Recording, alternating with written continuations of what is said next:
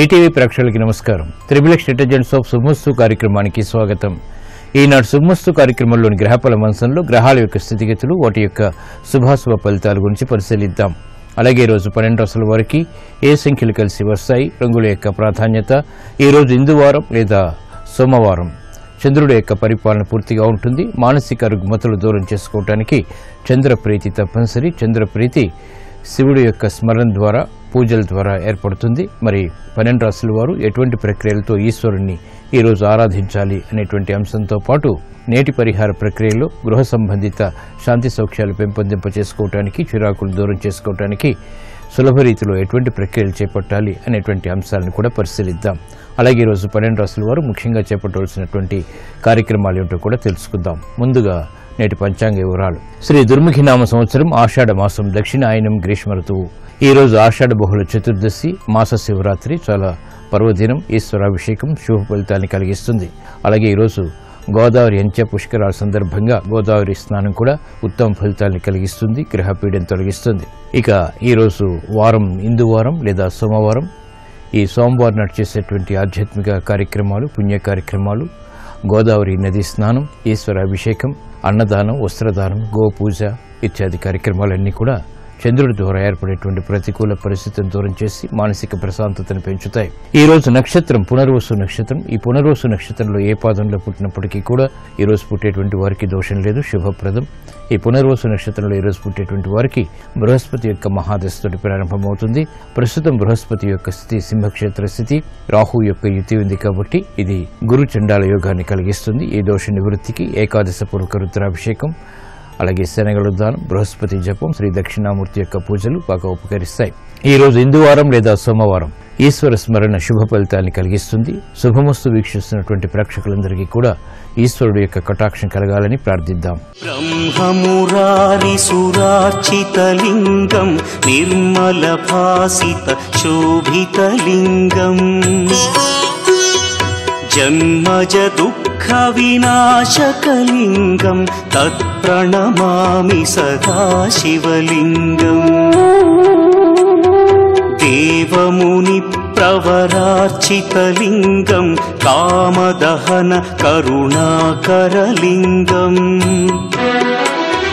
రావణ దర్ప వినాశకలింగం, తత్ప్రణమామి సదా శివలింగం.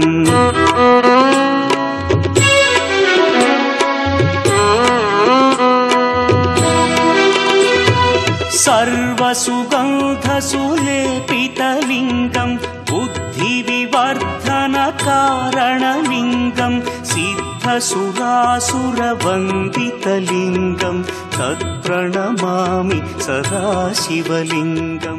ఇప్పుడు 12 రాశుల వారికి ఏర్పడేటువంటి శుభాశుభ ఫలితాలను పరిశీలిద్దాం. ముందుగా మేషరాశి. ఈ రోజు మేషరాశి వారిని పరిశీలించినట్లయితే విద్యా సంబంధిత వ్యవహారాల్లో అనుకూలత ఏర్పడుతుంది. చేపట్టేటువంటి కార్యక్రమాల్లో ప్రోత్సాహం కొనసాగుతుంది. ప్రయాణాల విషయంలో జాగ్రత్తలు వహించాలి. స్థిరాస్తి విషయాల్లో చిరు సమస్యలు తలెత్తుతాయి. ఆధిక్యతతో కూడినటువంటి కార్యక్రమ నిర్వహణ ద్వారా ఏర్పడినటువంటి విభేదాలు మాత్రం ప్రబలమవుతాయి. గృహ సంబంధిత కార్యక్రమాలు అనుకూలం. పిల్లల విషయంలో చేసినటువంటి పొరపాట్లు సవరించుకునేటువంటి అవకాశాలను పొందగలుగుతారు. ఆర్థిక సంబంధిత లావాదేవీల విషయంలో పారిశ్రామిక రంగం వారికి మెరుగైనటువంటి అవకాశాలు లభిస్తాయి. చేపట్టేటువంటి కార్యక్రమాలపై వ్యాపార రంగం వారు పట్టు బిగించగలుగుతారు. కార్యక్రమ నిర్వహణలో నైపుణ్యం స్త్రీలు పొందగలుగుతారు. గృహ సంబంధిత కార్యక్రమాల్లో ఆధిక్యత, ప్రాధాన్యత పెరుగుతాయి. ఈ రోజు మెదృష్ట సంఖ్య 2, తెలుపు వర్ణం ప్రశాంతతను పెంచుతుంది. సోమవారం సందర్భంగా మేషరాశి వారు ఈ రోజు ఈశ్వరుని చెరుకు రసంతో అభిషేకం చేయడం ద్వారా అష్టమ శని కుజుల ద్వారా ఏర్పడేటువంటి అతి ప్రమాదాలు, అతి విపత్తులు దూరమవుతాయి. ప్రశాంతత పెరుగుతుంది. వ్యాపార ఒప్పందాలు ఈ రోజు మీకు అనుకూలం. ఈ రోజు వృషభ రాశి వారిని పరిశీలించినట్లయితే సంబంధ బాంధవ్యాలు మెరుగవుతాయి. ఆర్థిక పరిస్థితి కూడా మెరుగవుతుంది. చేపట్టేటువంటి కార్యక్రమాల్లో చిరు సమస్యలు ఉన్నప్పటికీ పరిష్కరించుకోగలుగుతారు. సాహసోపేతమైనటువంటి నిర్ణయాలకు కూడా ఉపక్రమించగలుగుతారు. వాహన సౌఖ్యం కొనసాగుతుంది. గతంలో చేసినటువంటి పొరపాట్లు సవరించుకునేటువంటి అవకాశాలు దగ్గరవుతాయి. కార్యక్రమ నిర్వహణలో ఏకాగ్రత పెరుగుతుంది. ఆర్థిక సంబంధిత వ్యవహారాల్లో పారిశ్రామిక రంగం వారు చిరు జాగ్రత్తలు వహించాలి. వ్యాపార రంగం వారికి పోటీని తట్టుకునేటువంటి శక్తి సామర్థ్యాలు లభిస్తాయి. కార్యక్రమ నిర్వహణలో ఏర్పడినటువంటి పొరపాట్లు విద్యార్థులు సవరించుకోగలుగుతారు. చేపట్టేటువంటి కార్యక్రమాలు మహిళలకు గృహరీత్యా ప్రోత్సాహాన్ని పెంచుతాయి. ఈ రోజు మీ అదృష్ట సంఖ్య 6. ఎరుపు వర్ణం ధైర్యాన్ని కలిగిస్తుంది. సోమవారం సందర్భంగా వృషభ రాశి వారు ఈ రోజు ఈశ్వరుణ్ణి మల్లెపూలతో పూజించడం ద్వారా ప్రశాంత పరిస్థితుల్ని ఆహ్వానించగలుగుతారు. విదేశీ లావాదేవీలు, సంభాషణలు, ప్రక్రియలు ఈ రోజు మీకు ఉపకరిస్తాయి. ఈ రోజు మిథున రాశి వారిని పరిశీలించినట్లయితే అలంకరణకి ప్రాధాన్యతనిస్తారు. సాహసోపేతమైనటువంటి నిర్ణయాలకు ఉపక్రమించగలుగుతారు. రాజకీయ రంగం వారికి లబ్ధి చేకూరుతుంది. చేపట్టేటువంటి కార్యక్రమాల్లో పారిశ్రామిక రంగం వారికి కూడా ప్రోత్సాహం లభిస్తుంది. గృహ సంబంధిత కార్యక్రమాల్లో అనుకూల పరిస్థితులు ఆనందాన్ని కలిగిస్తాయి. నూతన కార్యక్రమాల్లో ఏర్పడినటువంటి తర్జన భర్జనలకి, సమస్యలకు పరిష్కారాలు పొందగలుగుతారు. గృహ విషయాల్లో మహిళలకు ప్రోత్సాహం లభిస్తుంది. నూతన కార్యక్రమాలు స్థిరాస్తి రంగం వారు చేపట్టగలుగుతారు. అభివృద్ధి కార్యక్రమాల్లో ఏర్పడినటువంటి ప్రతికూలత న్యాయవాద వృత్తి వారికి తగ్గుతుంది. వైద్య వృత్తి వారికి అనుకూల పరిస్థితులు ఆనందాన్ని కలిగిస్తాయి. ఈ రోజు మీ అదృష్ట సంఖ్య 9. ఎరుపు వర్ణం ధైర్యాన్ని కలిగిస్తుంది. సోమవారం సందర్భంగా ఈ రోజు మిథున రాశి వారు ఈశ్వరుని గులాబీలతో పూజించడం ద్వారా సాహస నిర్ణయాల ద్వారా విజయాలు సిద్ధిస్తాయి. ఆర్థిక లావాదేవీలు, సంభాషణలు, ప్రక్రియలు ఈ రోజు మీకు అనుకూలం. ఈ రోజు కర్కాటక రాశి వారిని పరిశీలించినట్లయితే ఆర్థిక వ్యవహారాల్లో మెరుగైనటువంటి మార్పులు చోటు చేసుకుంటాయి. సంభాషణల ద్వారా ఆశించినటువంటి ప్రయోజనాన్ని పొందగలుగుతారు. శుభ పరిణామాలు గృహరీత్యా చోటు చేసుకుంటాయి. కార్యక్రమ నిర్వహణలో నైపుణ్యం పెరుగుతుంది. గతంలో చేసినటువంటి పొరపాట్లను సవరించుకునేటువంటి అవకాశాలు కూడా దగ్గరవుతాయి. కార్యక్రమ నిర్వహణలో ఏకాగ్రతను పెంపొందింపజేసుకోగలుగుతారు. ఆరోగ్య విషయంలో మాత్రం చిరు సమస్యలు కొనసాగుతాయి. చేపట్టేటువంటి కార్యక్రమాలు స్థిరాస్తి రంగం వారికి కలిసి వస్తాయి. నూతన ఉత్సాహం పెరుగుతుంది. పిల్లల విషయంలో మహిళలు జాగ్రత్తలు వహించాలి. చేపట్టేటువంటి కార్యక్రమాల్లో విద్యార్థులకి మందత్వం కొనసాగుతుంది. అధికారిక కార్యక్రమాలు రాజకీయ రంగం వారు చేపట్టగలుగుతారు. ఈ రోజు మీ అదృష్ట సంఖ్య 6. తెలుపు వర్ణం ప్రశాంతతను పెంచుతుంది. సోమవారం సందర్భంగా కర్కాటక రాశి వారు ఈ రోజు ఈశ్వరుని చామంతులతో పూజించడం ద్వారా శుభ పరిణామాల్ని గృహరీత్యా ఆహ్వానించగలుగుతారు. ఆధ్యాత్మిక కార్యాలు, కార్యక్రమాలు ఈ రోజు మీకు సంతృప్తిని కలిగిస్తాయి. ఈ రోజు సింహరాశి వారిని పరిశీలించినట్లయితే ఆర్థిక సంబంధిత లావాదేవీల్లో మెరుగైనటువంటి మార్పులు చోటు చేసుకుంటాయి. గౌరవ మర్యాదలను పెంపొందింప చేసుకునేటువంటి కార్యక్రమ నిర్వహణ తద్వారా విజయాలు చేతిగదుతాయి. గృహ విషయాల్లో ఏర్పడినటువంటి చిరు సమస్యలకు పరిష్కారాలు పొందగలుగుతారు. చేపట్టేటువంటి కార్యక్రమాల్లో ఆత్మస్థైర్యం పెరుగుతుంది. అభివృద్ధి కార్యక్రమాల్లో ఏర్పడినటువంటి ఆటంకాలని దూరం చేసుకునేటువంటి ప్రయత్నాలు కూడా కలిసి వస్తాయి. పారిశ్రామిక రంగం వారికి మెరుగైనటువంటి మార్పులు వృత్తిపరంగా చోటు చేసుకుంటాయి. వ్యాపార రంగం వారికి అనుకూల పరిస్థితులు ఏర్పడతాయి. చేపట్టేటువంటి కార్యక్రమాల్లో వైద్య వృత్తి వారికి ఆదాయాన్ని పెంపొందింప చేసుకునేటువంటి అవకాశాలు దగ్గరవుతాయి. స్త్రీలు శుభవార్తలు వింటారు. ఈ రోజు మీ అదృష్ట సంఖ్య 5. ఆకుపచ్చ వర్ణం రక్షణకి దోహదపడుతుంది. సోమవారం సందర్భంగా ఈ రోజు సింహరాశి వారు ఈశ్వరుణ్ణి ఎర్రగన్నేరు పూలతో పూజించడం ద్వారా మానసిక ధైర్యం పెరుగుతుంది. సమస్యలకు పరిష్కారాలు లభిస్తాయి. ప్రశాంతత పెరుగుతుంది. విద్యా ప్రయత్నాలు ఈ రోజు మీకు అనుకూలం. ఈ రోజు కన్యారాశి వారిని పరిశీలించినట్లయితే వ్యయం పెరుగుతుంది. ఆదాయాన్ని ఆశించినంతగా పొందలేకపోతారు. చేపట్టేటువంటి కార్యక్రమాలపై శ్రద్ధ తప్పనిసరి. మానసిక ధైర్యం మాత్రం కొనసాగుతుంది. స్థిరాస్తి విషయాలు అనుకూలిస్తాయి. ఆర్థిక వ్యవహారాల్లో చిరు సమస్యలు వచ్చినప్పటికీ నెట్టుకు రాగలుగుతారు. కార్యక్రమ నిర్వహణలో పారిశ్రామిక రంగం వారికి మెరుగైనటువంటి మార్పులు చోటు చేసుకుంటాయి. ఆర్థిక వ్యవహారాల్లో జాగ్రత్తలు వహించాలి. క్రీడారంగం వారికి విజయాలు తథ్యం. చేపట్టేటువంటి కార్యక్రమాలు విద్యార్థులకి ప్రోత్సాహాన్ని కలిగిస్తాయి. విదేశీ సంబంధిత లావాదేవీలు సాఫ్ట్వేర్ రంగం వారికి లాభిస్తాయి. వైద్య వృత్తి వారికి అనుకూల పరిస్థితులు వృత్తిలో తారసపడతాయి. ప్రతిభని గుర్తించేటువంటి అంశాలు ఆనందాన్ని కలిగిస్తాయి. కార్యక్రమ నిర్వహణలో న్యాయవాద వృత్తి వారికి అనుకూల పరిస్థితులు కొనసాగుతాయి. ఈ రోజు మీ అదృష్ట సంఖ్య 9. ఎరుపు వర్ణం ధైర్యాన్ని కలిగిస్తుంది. సోమవారం సందర్భంగా కన్యా రాశి వారు ఈ రోజు ఈశ్వరుని బిల్వదళాలతో పూజించడం ద్వారా వ్యయాన్ని నియంత్రించగలుగుతారు. విదేశీ లావాదేవీలు కలిసి వస్తాయి. గృహ సంబంధిత కార్యాలు, కార్యక్రమాలు ఈ రోజు మీకు అనుకూలం.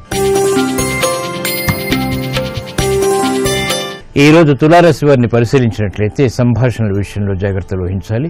ప్రయాణాల ద్వారా ఏర్పడినటువంటి పొరపాట్లు తెలుసుకోగలుగుతారు. వ్యవహారిక విషయాల్లో ఏర్పడినటువంటి విభేదాలు కూడా తగ్గుతాయి. కార్యక్రమ నిర్వహణలో నైపుణ్యం పెరుగుతుంది. చేపట్టేటువంటి కార్యక్రమాలపై ప్రోత్సాహాన్ని క్రమక్రమంగా పొందగలుగుతారు.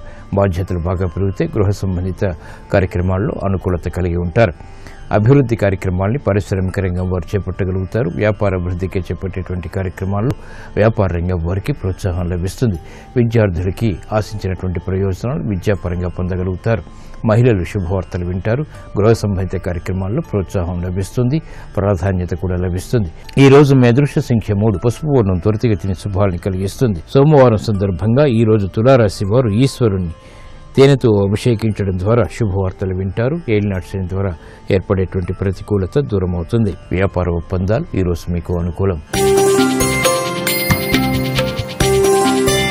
ఈ రోజు వృశ్చిక రాశి వారిని పరిశీలించినట్లయితే ప్రయాణాల విషయంలో జాగ్రత్తలు వహించాలి. చిరు సమస్యలు ఆర్థికంగా కొనసాగుతాయి. చేపట్టేటువంటి కార్యక్రమాల్లో తర్జన భర్జనలు కూడా కొనసాగుతాయి. ఆశించినటువంటి ప్రయోజనాలు వెంటనే పొందలేకపోతారు. బాధ్యతతో కూడినటువంటి కార్యక్రమాల విషయంలో పొరపాట్లు దొరుకుతాయి. గృహ సంబంధిత కార్యక్రమాల్లో కూడా జాగ్రత్తతో కూడినటువంటి నిర్ణయాలు తప్పనిసరి.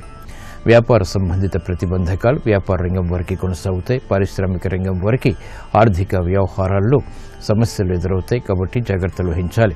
విద్యార్థులకి గట్టి కృషి తప్పనిసరి. మహిళలు ఆరోగ్య విషయంలో జాగ్రత్తలు పాటించాలి. చేపట్టేటువంటి కార్యక్రమాల్లో స్థిరాస్తి రంగం వారికి ఆర్థిక సమస్యలు కొనసాగుతాయి. ఈ రోజు మీ అదృష్ట సంఖ్య 6. తెలుపు వర్ణం ప్రశాంతతను పెంచుతుంది. సోమవారం సందర్భంగా ఈ రోజు వృశ్చిక రాశి వారు ఈశ్వరుని విభూతి కలిపినటువంటి జలంతో అభిషేకించడం ద్వారా క్లిష్ట సమస్యలకు పరిష్కారాలు లభిస్తాయి.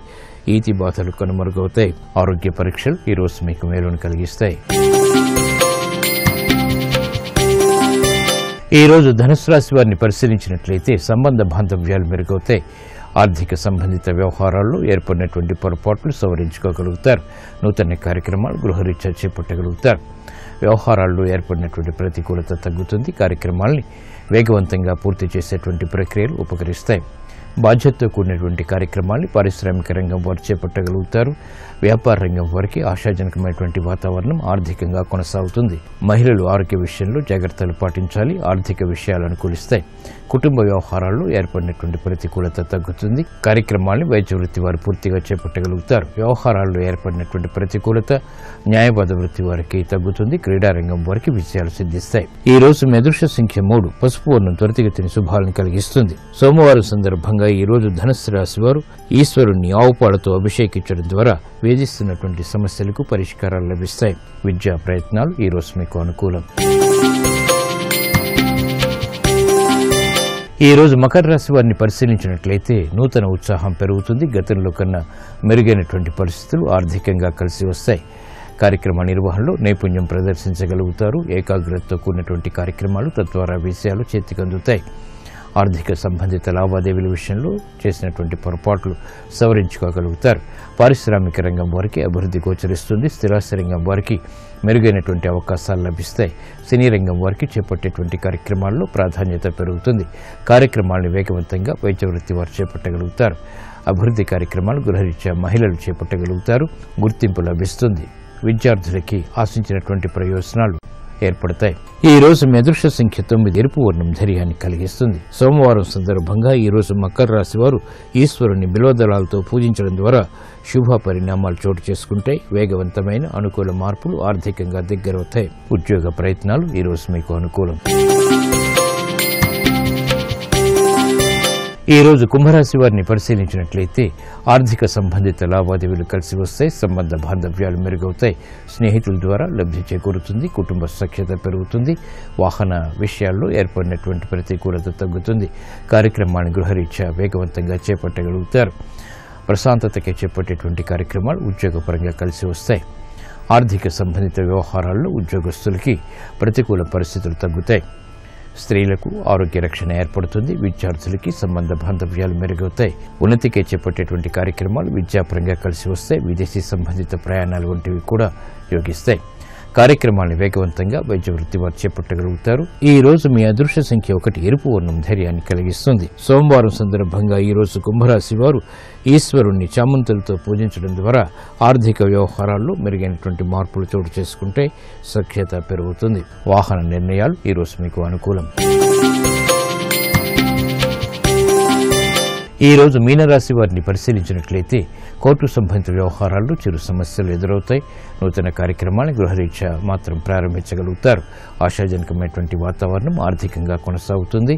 బాధ్యతలను విస్మయించలేనటువంటి పరిస్థితులు విస్మయాన్ని కలిగిస్తాయి.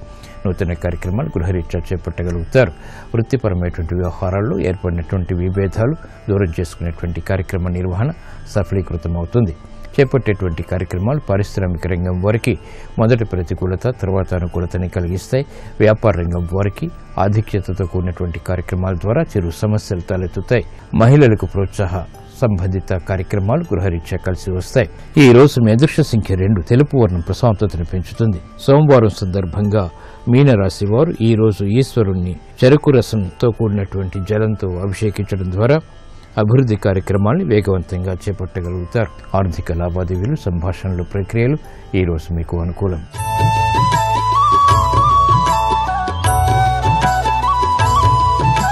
కుటుంబ రీత్యా శాంతి సౌఖ్యాలు పెంపొందింప చేసుకోవటానికి, చిరాకు పరిస్థితులను దూరం చేసుకోవటానికి ఎటువంటి సులభ ప్రక్రియలు పాటించాలో నేటి పరిహార ప్రక్రియలో పరిశీలిద్దాం. కుటుంబ రీత్యా శాంతి సౌఖ్యాలు పెంపొందింప చేసుకోవటానికి, చిరాకు పరిస్థితిని దూరం చేసుకోవటానికి క్రమం తప్పకుండా శనివారం నాడు లేదా మంగళవారం నాడు గుగ్గిలం ధూపం ఇంట్లో వేయటం వల్ల మంచి అదృష్టం కలిసి వస్తుంది. దుష్ట శక్తులు పారిపోతాయి. పరమశివుని యొక్క అనుగ్రహం కలుగుతుంది. ఇంట్లోని వాస్తు దోషాలు కూడా తొలగిపోతాయి. కుటుంబ సభ్యుల మధ్య అవగాహన పెరుగుతుంది. తద్వారా ఆరోగ్య వాతావరణం నెలకొంటుంది.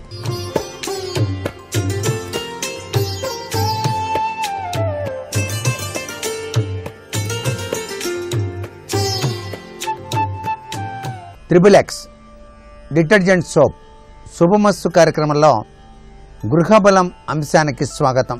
ఇంటిలోని వాస్తు లోపాలను ఏ విధంగా సవరించుకోవటానికి అవకాశం ఉంటుంది, దీనికి సంబంధించినటువంటి విశేషాంశాలు ఏమిటి అన్న విషయాన్ని గురించి ఆలోచన చేసినట్లయితే, పడమరలో గొయ్యి నుయ్యి ఏర్పాటు చేశారనుకోండి.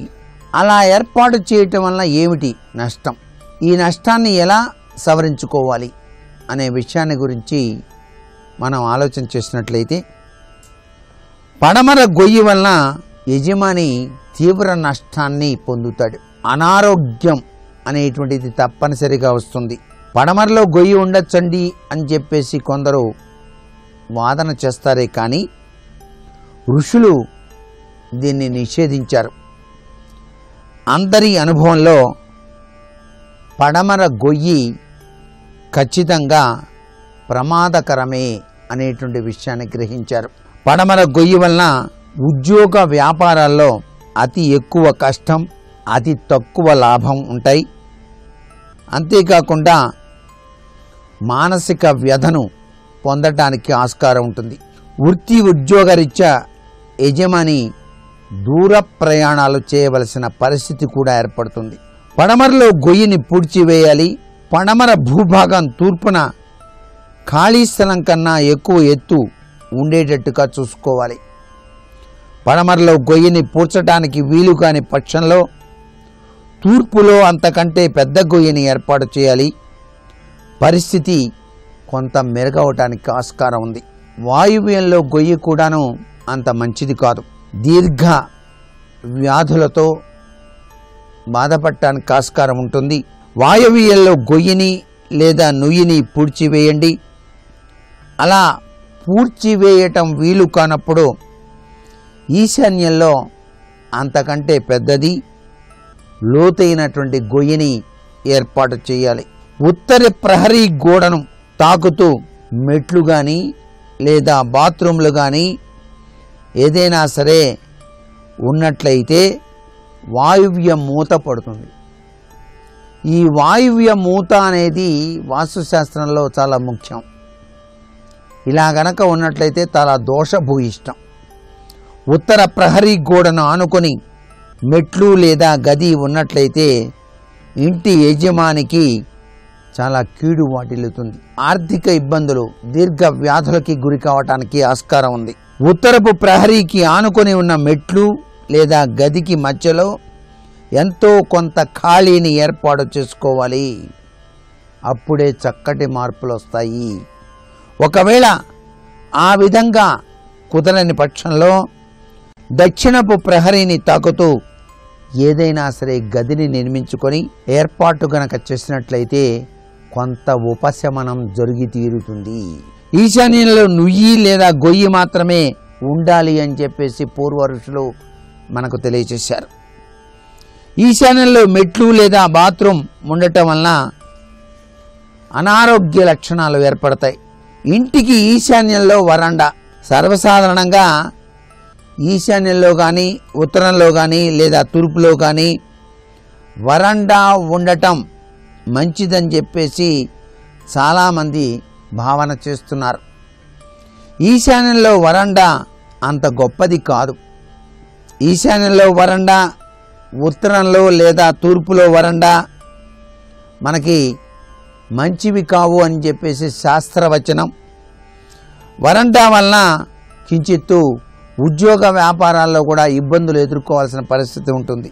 దీన్ని సవరించేటువంటి విధి విధానం ఏంటంటే ఈశాన్యంలో ఉండేటువంటి వరండాను గదిగా మార్చుకోండి. గదిని గ్రిల్లుతో ఏర్పాటు చేసుకున్నా పర్వాలేదు. పూర్తిగా గది ఏర్పాటు చేయలేనప్పుడు కనీసం పిట్టగోడనైనా సరే నిర్మించాలి. ప్రమాదం తొలగుతుంది సుమా. తూర్పులో కంటే పడమరలో ఖాళీ స్థలం ఎక్కువగా ఉన్నది మీ ఇంట్లో ఈ విధంగా కనుక ఉన్నట్లయితే, తూర్పు వైపు కంటే పడమర ఖాళీ స్థలం ఎక్కువగా ఉంటే ఏమవుతుంది? ఖర్చులు ఎక్కువైతాయి, ఉన్నటువంటి తగాదాలు వస్తూ ఉంటాయి. అందుచేత ఎప్పుడూ కూడాను తూర్పు కన్నా పడమర ఖాళీ ఎక్కువ ఉండకూడదు. అలా కనుక ఎక్కువ ఉన్నట్లయితే ఒక షెడ్ వేసేసేయండి. పడమర నుంచి తూర్పుకి దిగినట్టుగా షెడ్ వేసి మధ్యలో ఖాళీ ఉంచండి. అలా గనక ఏర్పాటు చేసినట్లయితే సర్వే సర్వత్రా సుఖప్రదమైనటువంటి జీవితాన్ని పొందటానికి ఆస్కారం ఉంటుంది. ఉత్తరం కంటే దక్షిణంలో ఎక్కువ ఖాళీ గనక ఉన్నట్లయితే అది కూడా నష్టదాయకమే. అందుచేత దక్షిణం నుంచి ఉత్తరానికి దిగినట్టుగా షెడ్లు గనక ఏర్పాటు చేసుకున్నట్టం సర్వ విధాల శ్రేయోదాయకమైన విధానంగా మనం ఇక్కడ గుర్తుపెట్టుకోవాలి. దక్షిణంలో ఖాళీ తగ్గిస్తూ వేరొక ప్రహరీ గోడ కూడా నిర్మించుకోవచ్చు. అలా వీలుగాని పక్షంలో దక్షిణం పొడవున ఉపగృహం నిర్మించాలి. అలా వీలుగాని ఎడల ఇంటి దక్షిణపు గోడకు 2 అడుగుల ఎత్తు 2 అడుగుల వెడల్పుతో అరుగు కట్టాలి. దక్షిణం వైపుకు ఇల్లు పెంచడం ద్వారా దక్షిణం వైపు ఖాళీ స్థలాన్ని తగ్గించవచ్చు అని చెప్పేసి శాస్త్రరీత్యా చెప్పినటువంటి విధి విధానాలు సహసిద్ధంగా అందరూ కూడాను తమ తమ అనుభవరీత్యా గృహాలని నిర్మాణం చేస్తున్నారు. గృహ నిర్మాణం చేసేటప్పుడే ఇత్యాది విషయాల్ని అవగాహన చేసుకొని చక్కగా కనుక నిర్మాణం చేసుకున్నట్లయితే ఆ గృహం స్వర్గసీమగా మారటానికి ఆస్కారం ఎక్కువగా ఉంటుంది. ఇవన్నీ కూడా వాస్తుశాస్త్రరీత్యా ముఖ్యమైనటువంటి విశేషాంశాలే. ప్రతి ఒక్క విషయాన్ని కూడా ఆచి తూచి జాగ్రత్తగా కనుక పరిశీలన చేసి ఇంటి నిర్మాణం కనుక చేసుకున్నట్లయితే సర్వే సర్వత్రా శుభదాయకవంతమైన ప్రభావంతో జీవితాన్ని గడపడానికి ఆస్కారం ఉంటుంది. గ్రహాలు బాగా ఉన్నప్పుడు, దైవచింతన బాగా ఉన్నప్పుడు వాస్తు ప్రభావం మీ మీద అంతగా పనిచేయకపోవచ్చు. కానీ గ్రహాలు సరిగా లేక దైవచింతన కూడా లేని పక్షంలో వాస్తులో కించిత్తు దోషం ఉన్నా అది మీకు విపత్కరవంతమైన ప్రభావాన్ని కలిగింపచేస్తుంది. కాబట్టి ముందు జాగ్రత్త చర్యగా వాస్తు దోషాన్ని సవరించుకొని ఎటువంటి దోషాలు లేకుండా గృహ నిర్మాణాలు గనక మీరు గనక నిర్మించుకున్నట్లయితే సర్వే సర్వత్రా సుఖప్రదమైన జీవితాన్ని పొందటానికి ఆస్కారం ఉంటుంది. ఎప్పుడూ కూడాను కింద ఏ విధంగా శంకుస్థాపన చేసినప్పుడు పిల్లర్స్ ఉన్నాయో ఆ పిల్లర్స్ విధి విధానాన్ని తప్పించి ఎప్పుడూ కూడా పై భాగాన అంతస్తు నిర్మాణం చేసేటప్పుడు మీ ఇష్టం వచ్చిన రీతిలో నిర్మాణం చేయటానికి వీలు లేదు అనే విషయాన్ని కూడా గుర్తుపెట్టుకోండి. మరికొన్ని ముఖ్య విషయాలు రేపటి శుభమస్తు కార్యక్రమంలో తెలుసుకుందామా మరి. సర్వే జనా సుఖినో భవంతు.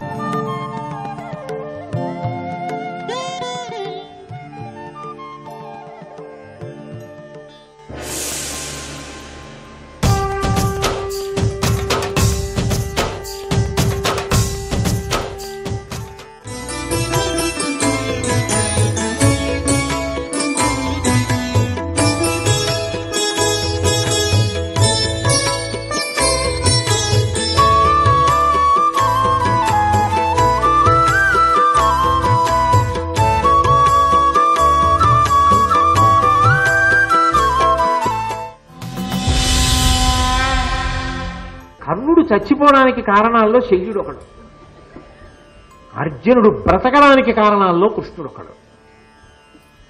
ఎందుకని? ఆయనకు ఆ బలహీనత లేవు, అందుకని ఆయన విద్య రాణించింది. ఈయనకి బలహీనతలు ఉన్నాయి, విద్య ఉన్నా రాణించదు. సరి కదా, నమ్ముకున్నవాడు చచ్చిపోవడానికి వీరికి వచ్చింది. కాబట్టి చెప్పి దర్పమును తేజమును మాయ దళర బలికి చిక్కువరచిన ఏయంగ చేతులాడకునికి రాధాతనూజు నర్జునుడు తీవ్ర బహుళ బాణ పరంపర పాలుపరుచు. ఎలా మాట్లాడతానో తెలుసా? నేను వెళ్ళి సారథ్యం చేసినప్పుడు మామూలుగా మాట్లాడినాం. ఆయన యొక్క గర్వం అంతా నశించిపోవాలి. అసలు ముందు ఎక్కడికైనా ఓ కార్యం మీరు ఎడుతున్నారనుకోండి, మీకు లోపల ఒక విశ్వాసం ఉండాలి. ఆత్మవిశ్వాసానికి గర్వానికి మధ్యలో ఒక సన్నటి సరళరేఖ ఉంటుంది. దాన్ని ఎప్పుడు చూసుకుంటూ ఉండాలి, పరాకుగా చూడాలి. కబడ్డీ ఆడేవాళ్ళు చూడండి, ఎంత లోపలికెడుతున్నా తాను పడితే శరీరం పొడుగుకి గీత అందుతుందా అన్నది చూసుకుంటూ ఉంటాడు తప్ప ఆ గీత అందదన్నంత లోపలికి వెళ్ళడు, అంత ప్రమాదాన్ని స్వీకరించడు. అలాగే ఆత్మవిశ్వాసము గర్వమవుతోందా అన్నదాన్ని ఎప్పుడూ పరిశీలనం చేసుకుంటూ ఉండాలి. రెండిటికీ మధ్య హద్దు పాటించాలి. ఆత్మవిశ్వాసం కొరబడిపోయిందనుకోండి, అమ్మ బాబోయ్ నేను చెప్పగలనా అని అనుమానం వచ్చేసింది అనుకోండి, ఇక మీరు చెప్పగలిగినది కూడా మీకు జ్ఞాపకానికి రాదు. ఎందుకని అంటే సంశయాత్మ వినశ్యతి. అనుమానం ప్రబలిపోయి తన మీద తనకి నమ్మకం పోతే ఇక తాను ఏదీ చెయ్యలేడు, ఎందుకంటే జ్ఞాపకానికి రాదు. నేనేం చేస్తానో తెలుసా? నా మాటల చేత కర్ణుని యొక్క ఆత్మవిశ్వాసాన్ని, ఆయనకున్నటువంటి తన మీద తనకున్న నమ్మకాన్ని, దర్పాన్ని పడగొట్టేస్తాడు, నా మాటలతో ఛేదించేస్తాడు. అందుకే అసలు కర్ణుడి రథం ఎక్కుతూనే నువ్వెంత, నీ బ్రతుకెంత, నీకు యుద్ధమా, నేను సారథ అని మొదలెట్టాడు. మొదలు ఇంకా ఆయనకి ఏమి జ్ఞాపకం ఉంటుందండి? దాని వలన ఏం చేస్తానో తెలుసా? కర్ణుడి యొక్క పరాక్రమం క్షీణించిపోయేట్టు చేస్తాడు. ఎప్పుడైతే కర్ణ పరాక్రమం క్షీణించిపోయిందో ఆయన అర్జునుడిని కొట్టడం కాదు, అర్జునుడి బాణములకు కర్ణుడు నిహతుడవుతాడు, కర్ణుడు చచ్చిపోవడానికి కారణమవుతాడు. ఇంత కక్ష కేవలం ధర్మరాజు గారికి మాట ఇచ్చానని కాదు, ఇప్పుడు తాను ఎక్కడ ఇరుక్కున్నాడో అర్థమైంది. ఈ రావడం తొందరగా వస్తే అర్జునుడికి తను సారథమనేమో మేనమామ, అది కృష్ణుడు సారథైపోయాడు అర్జునుడికి, ఒక అవకాశం పోయింది. రెండు చలవపందిల్లేశాడని దుర్యోధనుడికి మాట ఇచ్చాడు, పాండవుల వైపు ఉండకుండా పోయింది. ఇప్పుడు ధర్మరాజు ఏమంటున్నాడు? ఖచ్చితంగా నిన్ను కర్ణుడికి సారథిగా వాడుకుంటాడని చెప్తున్నాడు. తాను మహారాజు, కర్ణుడు ఆయన దృష్టిలో సూతుడు, సూతుడికి నేను సారథ్యం చేయడం ఏమిటి? కాబట్టి ఇది నాకు అవమానం కదా. అందుకని నేను సారథ్యం చేస్తే వాడికి చేయవలసి రావడం ఏమిటి? నా కర్మ. అందుకని వాడి నాశనం అవడానికి పనికి రావాలి నా సారథ్యం. ఎందుకని? తన ఎదట ఇంకొకడు పొగడబడ్డాన్ని తాను అంగీకరించలేడు. ఇందాకనే చెప్పాక మీకు అక్క చెల్లెళ్ళని. ఇవి వ్యక్తిత్వానికి ఉండేటటువంటి అత్యంత ప్రమాదకరమైన కోణములు. కాబట్టి ఇప్పుడు అంత నొక్కి చెప్తున్నాడు ధర్మరాజుకి, తప్పకుండా కర్ణుడు మరణించేటట్టుగా నేను అతనిని అనరాని మాటలన్నీ అంటాను, నువ్వు సందేహం పెట్టుకోవలసిన అవసరం లేదు అన్నాడు. అని పోనీ అక్కడతో ఊరుకోలేదు. ఇప్పుడు ధర్మరాజును అన్నాడు, ఇది ఒకడేలా నీవు మరి ఎయ్యది కోరిన చెయ్యువాడా, నాడదయత సుతసూతి సభనాడిన మాటలకు చాలా నొచ్చి మా హృదయములెల్ల నీ వలన ఎంతయు పక్షము సేయు అక్కట అదియునుగాక మీ పడిన ఆపదలెవ్వరి నొవజేయనే. ధర్మరాజా, ఈ ఒక్క కోరికే కాదు, అటువేపుండి కర్ణుడి వైపు సారథ్యం చేస్తూ కర్ణుడు పాడయ్యేటట్టుగా చేయడమే కాదు, ఇంకా ఏమైనా కోరుకుంటే కోరుకో, ఇచ్చేస్తాను. ఇది ఎవరితో అన్నాడు? దుర్యోధనుడితో అన్నాడు. ఇప్పుడు ఎవరితో అంటున్నాడు? ధర్మరాజుతో అంటున్నాడు. ఎంత అంటున్నాడో అంత ఇరుక్కుంటున్నాడు, చూసుకోడు, పొగిడాడు అనేస్తాడు అంతే. అంటూ పైగా అంటున్నాడు, ఆ రోజున సభలో మిమ్మల్ని ఉద్దేశించి ఎటువంటి మాటలు మాట్లాడాడయ్యా కర్ణుడు? ఆ మాటలు నేను మర్చిపోయానా? ఇప్పుడు నాకు అవకాశం వచ్చింది. ఏమవుతోంది? తన విద్య ఎందుకు పనికొస్తోంది? అది చూసుకోవట్లేదు. అయ్యయ్యో, నేను నేర్చుకున్న విద్య ప్రౌఢిమ అంతా పోతోంది, కీర్తి మాసిపోతోంది, చివరికి శల్య సారథ్యం అని మిగిలిపోతాను నా జీవితంలో.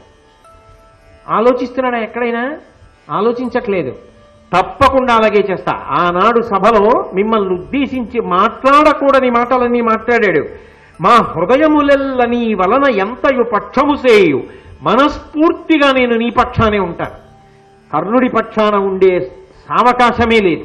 అటువంటి కర్ణుడికి సారథ్యం చేసేటప్పుడు అది వాడి చావుకు పనికొస్తుంది తప్ప ఆయన గురి చూసి కొట్టడానికి పనికిరాదు ఆ సారథ్యం. నీ అన్న మాట చేస్తా, అకార్యం అంటానే సకార్యమే.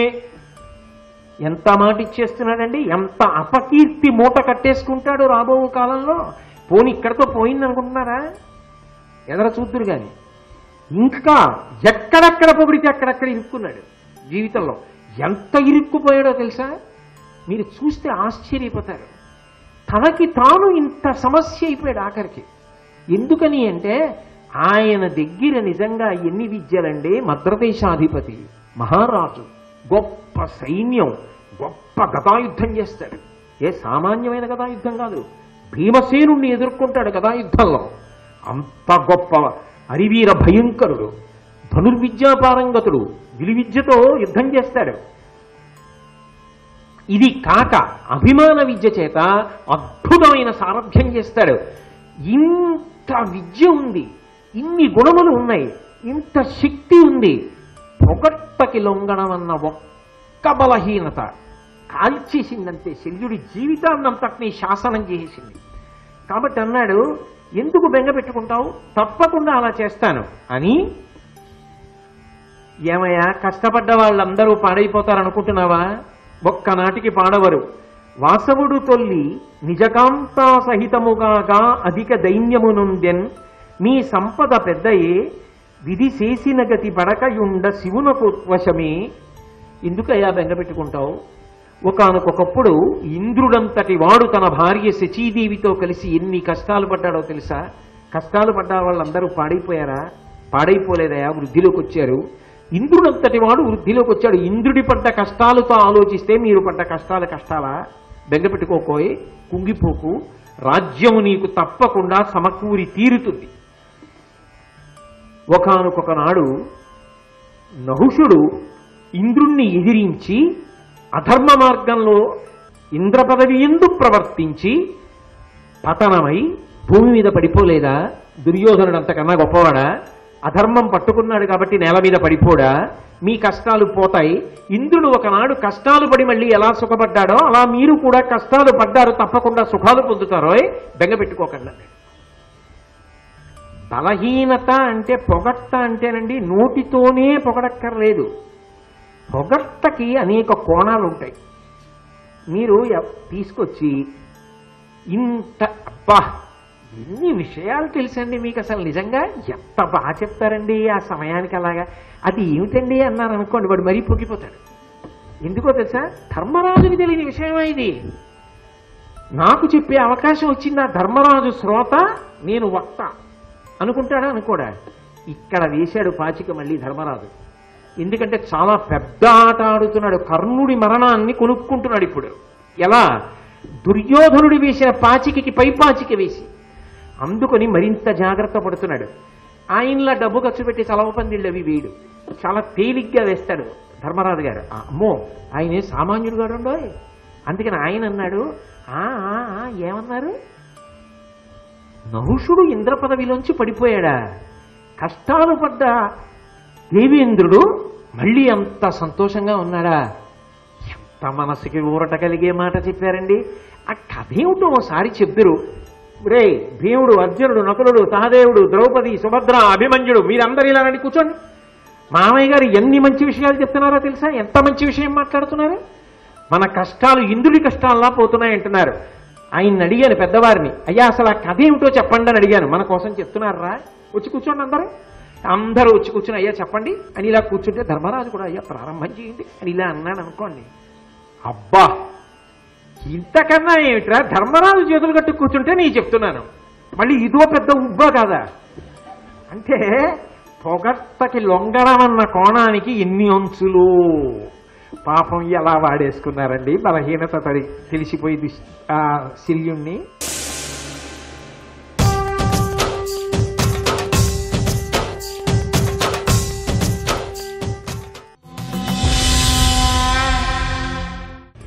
శల్యుడు ధర్మరాజు గారితో మాట్లాడుతూ ఇంకా నువ్వేమడిగినా ఇస్తానన్నాడు. అన్న తరువాత ధర్మరాజు గారు ఆయనతో మాట్లాడుతున్నప్పుడు శల్యుడు ఒక ప్రస్తావన తీసుకొచ్చాడు. వాసవుడు తొల్లి నిజకాంతా సహితముగాగ అధిక దైన్యమునుందెన్ మీ సంపద పెద్దయే విధిసేసిన గతి బడయకుండా శివునకు వశమే. లోకంలో ఎంతటి వాళ్ళు కూడా భగవంతుడు విధించినటువంటి శాసనాన్ని అనువర్తించి బ్రతకవలసింది. ఒక్కొక్కసారి శివుడంతటి వాడికే తప్పదు. అంటే ఆయన ఆ గతిని దాటలేనివాడని కాదు, మనం కూడా ఎలా వశవర్తులమై విధించినట్లుగా ప్రవర్తించవలసి ఉంటుంది అనడానికి ఒక ఉదాహరణగా ఆయన కూడా నడిచి చూపిస్తూ ఉంటాడు. అటువంటిది పాండవులారా, ఈ కష్టం వస్తే మీరు మాత్రం అతీతులా, కాబట్టి మీరు కష్టాలు పడ్డారు, దాని గురించి మీరు విశేషంగా మనసులో ఖేదం పొందకండి. ఒకనాడు నహుషుడంతటి వాడు ఇంద్ర పదవి నుంచి భ్రష్టుడై భూమి మీద పడిపోయాడు. ఇంద్ర పదవిలో ఉండవలసినటువంటి ఇంద్రుడు తానొక్కడూ కష్టాలు పడడం కాదు, వాసవుడు తొల్లి నిజకాంతా సహితముగాక అధిక దైన్యమునందెన్. ఇంద్ర పదవిలో ఉన్నవాడు అంటే సాధారణంగా ఎవరైనా చాలా గొప్పవాడు అధికుడు కనపడితే ఆయన ఇంద్రుడంతటి వాడండి అంటాం. అటువంటి వాడు తన భార్య అయినటువంటి శచీదేవితో కలిసి దైన్యాన్ని పొందాడు, దీనత్వాన్ని పొందాడయా అన్నాడు. అనగానే ధర్మరాజు గారు అన్నాడు, అసలు ఇంద్రుడు దైన్యం పొందవలసిన అవసరం ఎందుకు వచ్చింది? నహుషుడు ఇంద్ర పదవిలోకి ఎందుకు వెళ్ళాడు? ఇంద్ర పదవిలోకి వెళ్ళిన నహుషుడు మళ్ళీ ఎందుకు పతనమైపోయాడు? మీరు మహానుభావులు, మీ నోటి వెంట వింటే ఎంతో సంతోషంగా ఉంటుంది, మాకు మనసుకు ఊరట కలుగుతుంది, కాబట్టి మీరు చెప్పవలసింది అన్నాడు. లోకంలో ఒకరికి ఏదైనా చెప్పమని పెద్దరికం ఇస్తే అదొక చాలా సంతోషంగా ఉండేటటువంటి విషయం. అందుకని అయితే అదంతా తేలిక విషయం కూడా కాదు. కాబట్టి అలా పెద్దరికం పొంది అందున ధర్మరాజంతటి వాడు శ్రోతగా ఎదురుగుండా కూర్చుని వింటుంటే ఆయనకి చెప్పడం అంటే శల్యుడికి ఎంత సంతోషంగా ఉంటుంది. అది కూడా ఒక రకమైనటువంటి మనప్రీతికరమైనటువంటి విషయం. ఓ పెద్దరికాన్ని ఇవ్వడం అంటే పొగడడంతో సమానం, అదొక అంచు పొగట్టకి. అందుకని ధర్మరాజు గారు చాలా నైపుణ్యంతో అదేమిటో ఆ కథనంతటినీ మాకు చెప్పు అన్నాడు. అనగానే ఆయన ఆ నహుషోపాఖ్యానాన్ని ప్రారంభం చేశాడు. ప్రారంభం చేసి ఆ నహుషుని యొక్క కథని చెప్పడం ప్రారంభం చేశాడు. ఒకప్పుడు ఇంద్ర పదవిలో ఉన్నటువంటి ఇంద్రుడితో త్వష్ట ప్రజాపతికి విభేదం ఏర్పడి ఇంద్రుణ్ణి ఎలాగైనా పతనం చెయ్యాలి అని మనసులో సంకల్పం చేశాడు. ఆ సంకల్పం చేసినటువంటి కారణం చేత విశ్వరూపుడు అనబడేటటువంటి 3 తలలు కలిగినటువంటి వ్యక్తిని సృజించాడు. ఆయన అటువంటి వాడిని కని నువ్వు ఇంద్రుణ్ణి సంహరించవలసినది అని ఆజ్ఞాపించాడు. ఆ విశ్వరూపుడు తపస్సు చేస్తుండగా ఆయన ఇంద్ర పదవిని పొంది ఇంద్రుణ్ణే తొలగించాలి, ఇంద్రుణ్ణే సంహరించాలని చెప్పి ఘోరమైన తపస్సు చేస్తున్న సమయంలో ఇంద్రుడు ఎందుకైనా మంచిది, మన పదవిని మనం కాపాడుకోవడానికి విశ్వరూపుణ్ణి తపోభ్రష్టుణ్ణి చెయ్యడానికి ఒక సావకాశం తీసుకుందామని అప్సర స్త్రీలని పంపించాడు. కానీ విశ్వరూపుడు ఎంత మాత్రమూ కూడా బెణకలేదు, అలాగే ఘోరమైన తపస్సు కొనసాగిస్తున్నాడు. ఇక విశ్వరూపుణ్ణి అనుమతిస్తే తన పదవిలోకి వస్తాడు, తననే భ్రష్టు పట్టిస్తాడని ఇంద్రుడు వజ్రాయుధాన్ని ప్రయోగించి విశ్వరూపుణ్ణి సంహరించాడు. అది బ్రహ్మహత్యాపాతకం. కాబట్టి 1 సంవత్సరం అయిన తర్వాత భూతగణాలన్నీ ఆక్రోశించాయి. ఈ ఇంద్రుడు విశ్వరూపుణ్ణి సంహరించాడు. కాబట్టి ఈయన బ్రహ్మహత్యాపాతకాన్ని పొందాడు, అయినా ఇంద్ర పదవిలో ఉన్నాడు అని.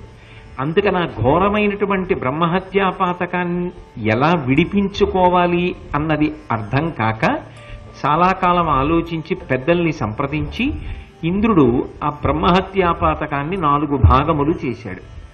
చేసి 1 భాగాన్ని సముద్రానికి ఇచ్చాడు, 1 భాగాన్ని భూమికి ఇచ్చాడు, 1 భాగాన్ని చెట్లకిచ్చాడు, 1 భాగాన్ని స్త్రీలకిచ్చాడు.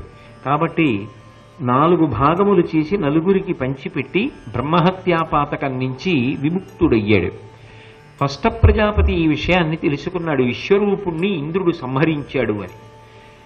ఎలాగైనా ఇంద్రుణ్ణి సంహరించగలిగినటువంటి వేరొక తేజోమూర్తిని సృజిస్తానని ఆయన ఒక గొప్ప హోమం చేశాడు. హోమం చేస్తే ఆ హోమ కుండంలోంచి ఒక పురుషుడు ఆవిర్భవించాడు.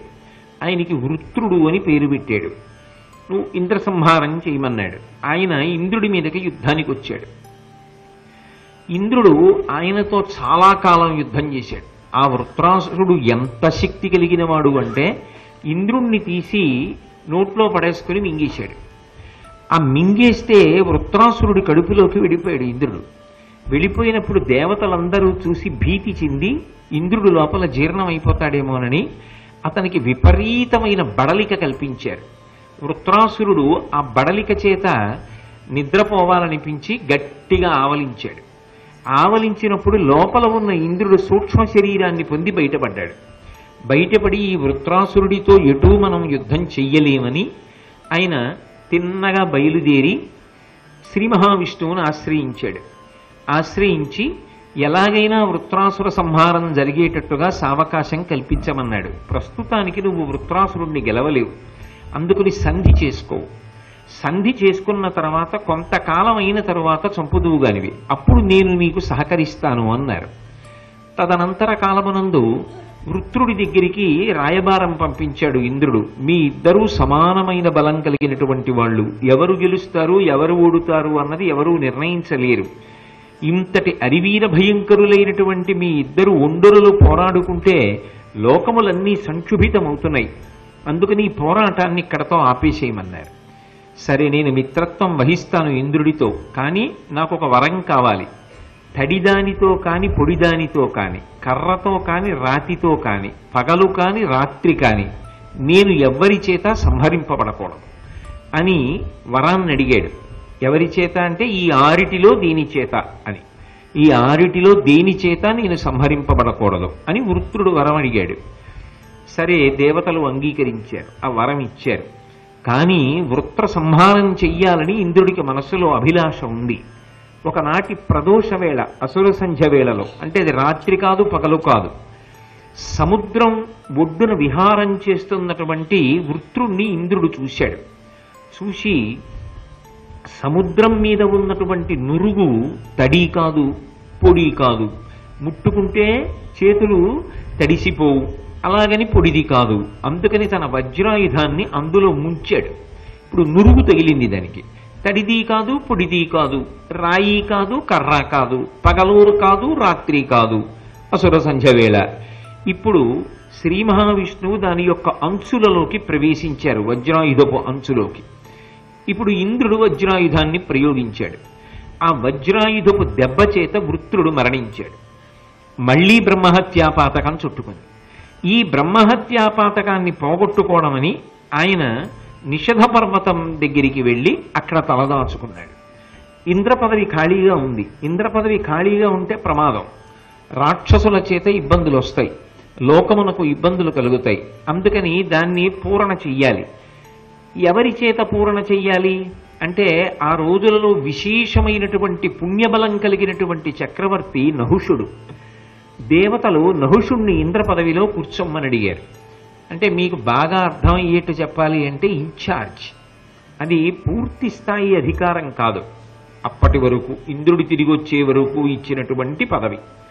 కానీ నహుషుడు ప్రారంభంలో అన్నాడు, నేను ఇంద్ర పదవిలో కూర్చోవడానికి నా శక్తి ఎలా సరిపోతుంది? అది ఎంతో తేజోవంతుడు కూర్చోవలసినటువంటి స్థానం, నాకంత తేజస్సు ఎక్కడదని అడిగాడు. వరుణుడు, యముడు మొదలైనటువంటి దిక్పాలురు, దేవతలు వాళ్ళ యొక్క తేజస్సులోంచి కొంత భాగాన్ని నహుషుడికి ఇచ్చారు. దాని వలన నహుషుడు విశేషమైనటువంటి తేజోమూర్తి అయ్యాడు. ఇప్పుడు నహుషుణ్ణి ఇంద్ర పదవిలో కూర్చోబెట్టారు. అసలు ఇంద్రుడు ఎక్కడో నిషధ పర్వతం మీద కూర్చున్నాడు. అన్నీ బాగానే ఉన్నాయి, చక్కగా పరిపాలన చేస్తున్నాడు, ఏదో సంతోషంగా విహారం చేస్తున్నాడు, స్వర్గలోకంలో భోగాలను భవిస్తున్నాడు. కానీ ఒకనాడు అనుకోకుండా శచీదేవిని చూశాడు. ఆయన బుర్రలో అక్కర్లేని కోరిక పుట్టింది. ఇప్పుడు నేను ఇంద్ర పదవిలో కూర్చుంటే ఇంద్రుడనే కదా, అయినప్పుడు శచీదేవి నాదే కదా అని ఒక దుర్బుద్ధి పుట్టింది. ఆ విషయంలో కొంత చొరవ చేసే ప్రయత్నం చేసి శచీదేవిని తనకి భార్యని కమ్మని అడిగాడు. ఆమె జంకి పాతివ్రత్య రక్షణ కొరకు బృహస్పతిని ఆశ్రయించింది, దేవగురువుని. బృహస్పతి ఆమెకు ఆశ్రయమిచ్చి తన ఇంట రక్షణనిచ్చాడు.